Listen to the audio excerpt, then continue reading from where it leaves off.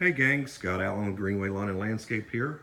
Just wanted to show you a problem that I had with the plow. I looked it up and wasn't able to find anything on it, but this could help you in diagnosing your problems.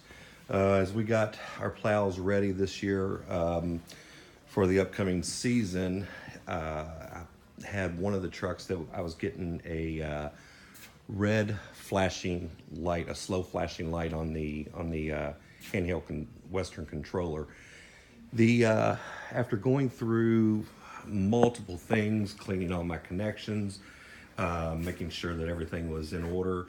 The one thing that I knew I should have checked and I didn't was a problem that I had last year with it, and it turned out to be the same problem, and that was actually in the wiring harness itself. What I have here is a pin that got crushed, and the way these pins are, there are two parts to them.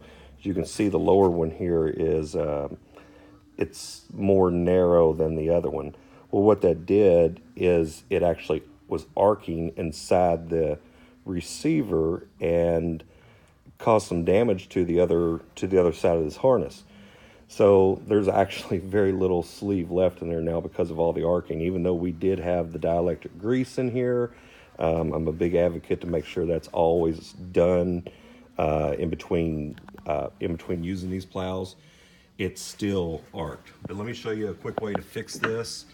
And just to make sure, the first time we ever had a problem with it, we were in the middle of pushing snow. I lost power to it, couldn't figure it out. All you need is a flathead screwdriver, and just a small flathead screwdriver, and just barely stick it into this pin and just gently turn it just a hair, just to get that pin spread out a little bit. Once you do that, the power will kick right back on. It'll make contact again. But unfortunately, because mine went on, through the whole season that way, I actually replaced both sides of this harness just because of all the arcing that was happening. So anyway, like I said, it started out with the slow flashing red light on it. The controller wasn't communicating because it wasn't getting the proper power to the plow, and the units weren't talking to each other. Now with the new harness on there, it's ready to go. But like I said, there was nothing online about it, couldn't find it.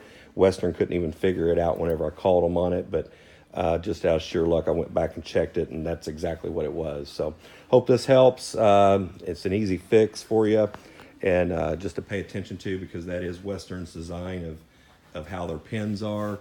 But before you spend a lot of hours or be out in the middle of a snowstorm and you run into this problem, go ahead and check those pins, and hopefully you got the tools with you just to fix that, and always keep the dielectric grease on there.